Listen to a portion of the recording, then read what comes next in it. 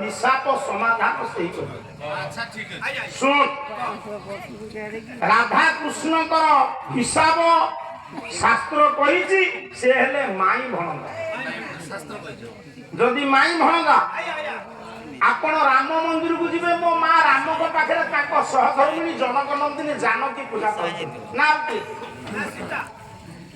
शिव को पाखरे किए पूजा पाउचंती ताको स्त्री पार्वती लक्ष्मी नारायण को पाखरे लक्ष्मी कृष्ण को पाखरे राधा राधा कौन कृष्ण को स्त्री और किए राम को माई राम को पाखरे पूजा पाइलेनी ताकर पटो पड़ाउती पाही बाबू पालारे काहींती कारण दरकार आज्ञा आउ तुम्हें कहबो शनि दशा पड़ीथला अयोध्या राज सिंहासन उपरे सेठी एही परिबनी से निर्जीव बाबू ताले राधा जदि कृष्ण को माई राम को पाखरे ताको माई पूजा पाइलेनी शिव को पाखरे ताको माई पूजा पाइलेनी मो मां माने सब बुझ आमे माने समस्ते जानिचे राधा कृष्ण होतंती माई भणगा किंतु सारला दासन को परे टिके ए कुनी बो बस सुन सारला दासन को परे 5 जन बाबाजी ओडिया साहित्य को बंचै प्रथम थिला बौद्ध गान दोहा आज्ञा ओडिया पद्य साहित्य रो जनक हेले ये से ना सारला दास मुनि सारला दास गद्य साहित्य रो जनक व्यास कवि फकीरमोहन सेनापति कोन को बुझुछ तेणु तांको परे नथिले भंग भीमनु दीन कृष्ण जदुमणि तापर आसिले 5 जन बाबाजी अच्युत अनंत जशवंत बलराम जगन्नाथ बलराम दास टिप्पणी दियंती राधा कृष्ण को ऊपर कोन चल हो तू जेंती चाह तू चाहू तू जेंती 6 मास हैला पीलु सेमिति काई तो हो रा केले गोटी पद पकौती रे कालिया धर परबू केले ये राधा कृष्ण दुहे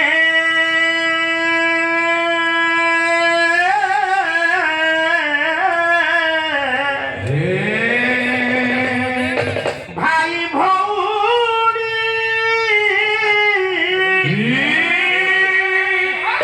यहाँ मजा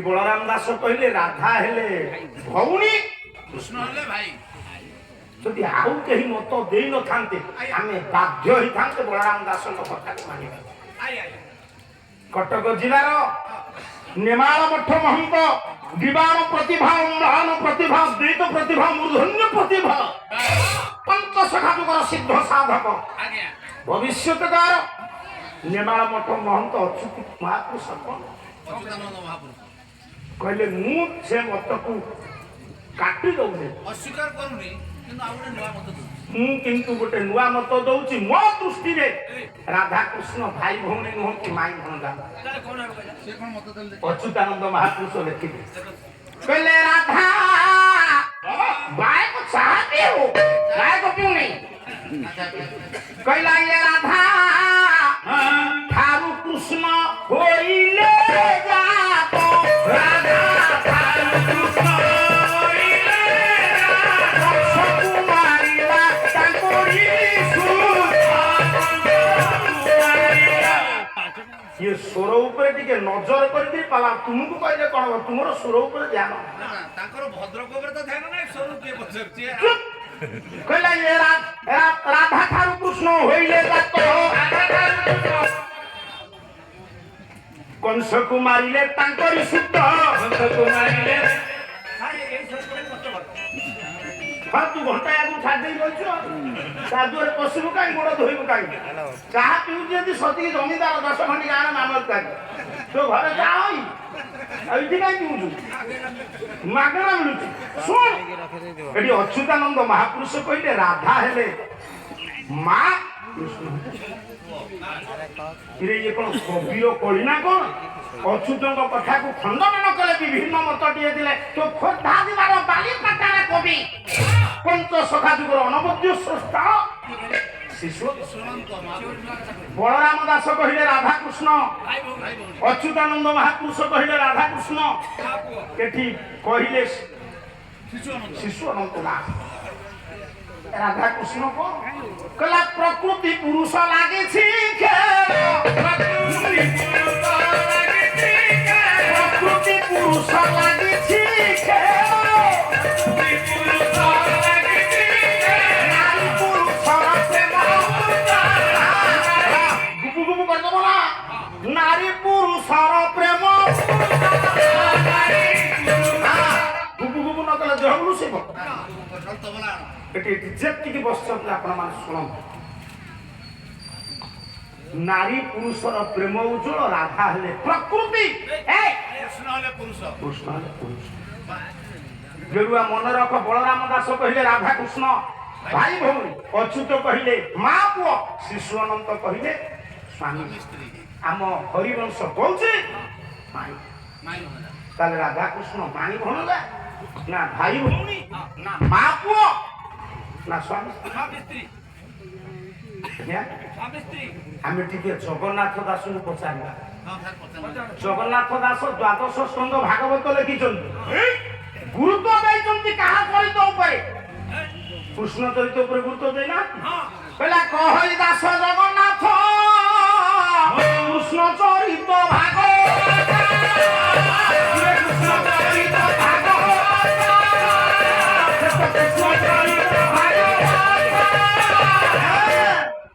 ଜଗନ୍ନାଥ ଦାସ କୃଷ୍ଣ ଚରିତ ଉପରେ ଗୁରୁତ୍ୱ ଦେଇ ଭାଗବତ ରଚନା କଲା ବେଳେ କୃଷ୍ଣଙ୍କର ଯଦି ନାୟକ ହେଲେ କୃଷ୍ଣ, ନାୟିକା ହିରୋଇନ ରାଧା କୁଆଡେ ଗଲେ?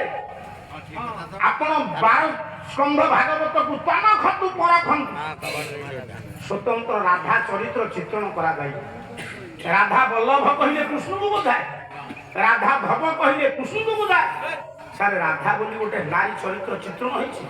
ଅଭିମନ୍ୟୁ ଦିନ କୃଷ୍ଣ ଯେମିତି ତାଙ୍କର ବିଦଗ୍ଧ ଚିନ୍ତାମଣି ରସ କଲ୍ଲୁରେ ପୁଙ୍ଖାନୁପୁଙ୍ଖ ଭାବେ ରାଧା ଚରିତ୍ରକୁ ଚିତ୍ରଣ କରିଛନ୍ତି। ଜଗନ୍ନାଥ ଦାସ ରାଧା ଚରିତ୍ର ଚିତ୍ରଣ କଲେ ନାହିଁ। ତାହେଲେ ରାଧା ବୋଲି କଣ କେହି ନାହାନ୍ତି? ଯଦି ରାଧା କେହି ନାହାନ୍ତି, ଇଏ କାର୍ତ୍ତିକ ମାସ ଶୁକ୍ଳ ପକ୍ଷ ଦଶମୀ ଠାରୁ ପୂର୍ଣ୍ଣମା ପର୍ଯ୍ୟନ୍ତ ଆପଣ ଯୋଉ ରାସୋତ୍ସବ କରନ୍ତି, କୃଷ୍ଣଙ୍କ ବାମ ପଟେ କିଏ ବସନ୍ତି? ସେ ରାଧା କିଏ? ସେ ରାଧା କିଏ? କେମିତି ଧରା ପକ୍ଷକୁ ରାଧା ଆସିବେ? ରାଧା କୃଷ୍ଣଙ୍କର ହିସାବ ଇଏ 3টাରୁ ମୁଁ ଆଜି ଗୋଟାଏ ଦେବି। ଅଭିମନ୍ୟୁ ସାହିତ୍ୟ ତୁମ ବାଇଶର ଢେଙ୍ଗ ପାଢିବାକୁ ତୁମକୁ କହିବାକୁ ପଡିବ। ଆଉ 2ଟି ହିସାବ ଦବ ମତେ ଦ୍ୱିତୀୟ থাকে। ପାଲା ଭିତରେ ଭାଇ ବନ୍ଧୁ ଆତ୍ମୀୟ ସ୍ୱଜନ କିଛି ସମ୍ପର୍କ ନାହିଁ।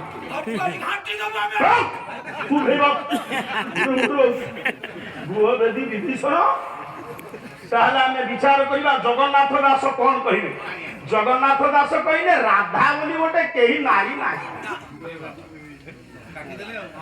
ରାଧା କେତେ ଦିନର? ଓଡ଼ିଶା ବାହାରେ ଆଉ ଜଣେ ମହାନ ପୁରୁଷ ସେ ରାଧାକୁ ଆଣିଥିଲେ ଖ୍ରୀଷ୍ଟ ପୂର୍ବରୁ। କିନ୍ତୁ ରାଧା ବୋଲି ମାତ୍ର ଅଳ୍ପ ଦିନ ହେଲା ରାଧାକୁ ଜଣେ କବି ଆଣିଛନ୍ତି। ରାଧା ବେଶୀ ଦିନ ମୁଁ ଟିକେ ରାଧାଙ୍କ ବିଷୟରେ ତର୍ଜମା କରିବି, ମା ମାନଙ୍କୁ ଟିକେ ଅଡୁଆ ଲାଗିବ, ମୁଁ ସେଥିପାଇଁ ହାତ ଯୋଡୁଛି। ବାବୁ ମାନେ ବସିଛନ୍ତି, ମତେ ଯେତିକି ଜଣା ତା ଦେହରୁ ଅଳ୍ପ ମାତ୍ର ସୂଚଉଛି। ରାଧା କିଏ ନା ଚାର୍ବାକ ନିମାର୍କଙ୍କ ପାଖରୁ ଗୋଟିଏ ଆଣୁଛି, ସେ କହିଲେ ଆରାଧୟତି ରାଧା। ରାଧା ବୋଲି ଗୋଟେ ନାରୀ କେହି ନାହିଁ। ଭଗବାନଙ୍କୁ ପାଇବା ପାଇଁ ହେଲେ ଯୋଉ ଭକ୍ତି ପ୍ରକ୍ରିୟାକୁ ଆପଣ ପ୍ରୟୋଗ କରନ୍ତି, ରାଧା ଆରାଧୟତି ରାଧା। କିନ୍ତୁ ଭୃଗୁ କହିଲେ ରାଧା ବୋଲି କେହି ନାହିଁ। ଭୃଗୁ ସଂହିତାରୁ ଗୋଟେ ଶ୍ଲୋକ ଗାଉଛି, କହିଲା ଉସୃଷ୍ଟୁ ନେତି ରାସତ ଧାରଣେ ପୋଷଣେ ଚ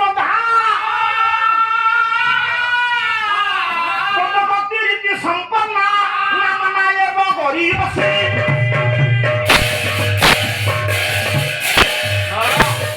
ମୋର ମୂଳ ରହିଲା କଣ ନା ରାଧାକୃଷ୍ଣ ହିସାବରେ କଣ ହେବେ ଆଉ ରାଧା କେମିତି ସୃଷ୍ଟିକି ଆସେ,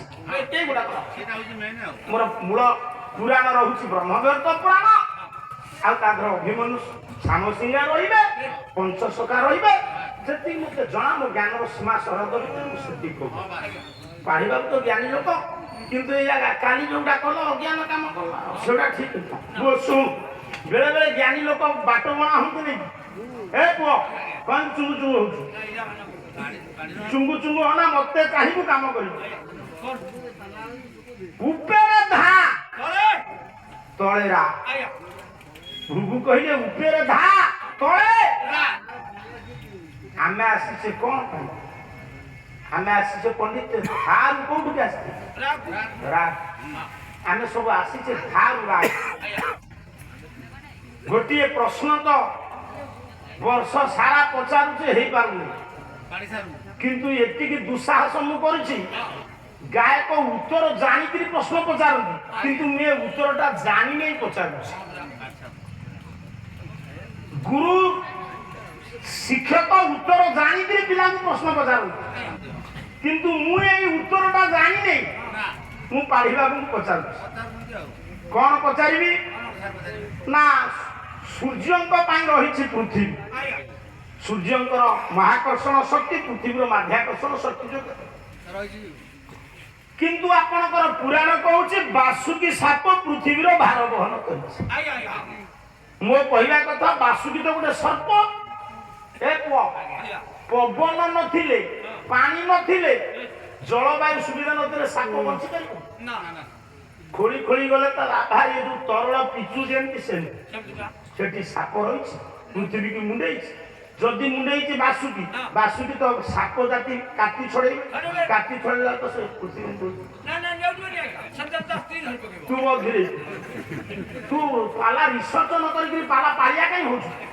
ଶୁଣ, ମୋ କହିବାର ତାତ୍ପର୍ଯ୍ୟ, ସୂର୍ଯ୍ୟଙ୍କ ଚତୁଃପାର୍ଶ୍ୱରେ ପୃଥିବୀ ପ୍ରଦକ୍ଷିଣା କରୁଛି, କି ବାସୁକି ମୁଣ୍ଡେଇଛି।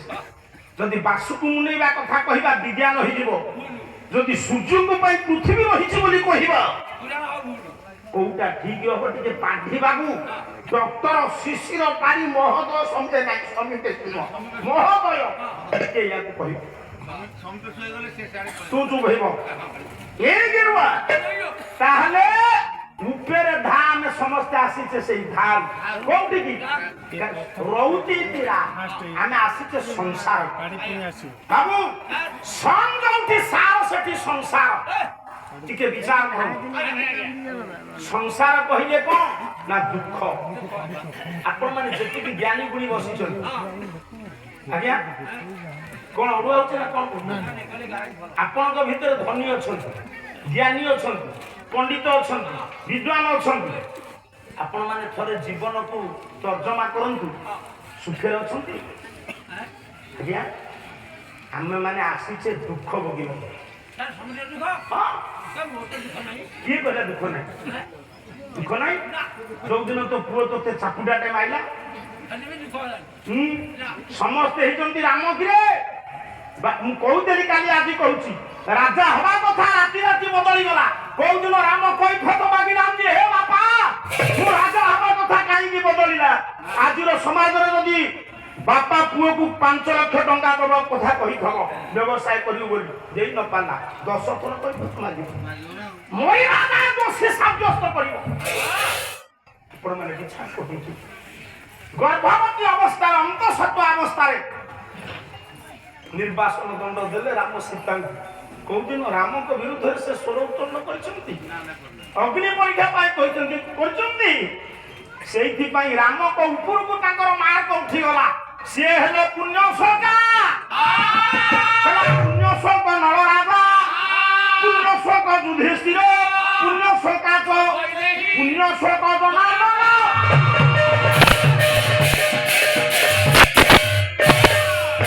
ନଳ ହେଲେ ପୁଣ୍ୟଶୋକ। ତ୍ରେତା ଯୁଗରେ ରାମ ପୁଣ୍ୟଶୋକ ହେଲେ ନାଇଁ, ସୀତା ହେଲେ ପୁଣ୍ୟଶୋକା। ଏଠି ଦ୍ୱାପର ଯୁଗରେ ଦ୍ରୌପଦୀ ପୁଣ୍ୟଶୋକା ହେଲେ ନାଇଁ, ଯୁଧିଷ୍ଠିର ହେଲେ ପୁଣ୍ୟଶୋକ। ଯୁଧିଷ୍ଠିର ଠାରୁ କୋଉ ଗୁଣରେ କମ ରାମ, ଆଉ ସୀତାଙ୍କର କୋଉ ଗୁଣ ରାମ ଠାରୁ ଅଧିକ, ସେ ପୁଣ୍ୟଶୋକା ହେଲେ।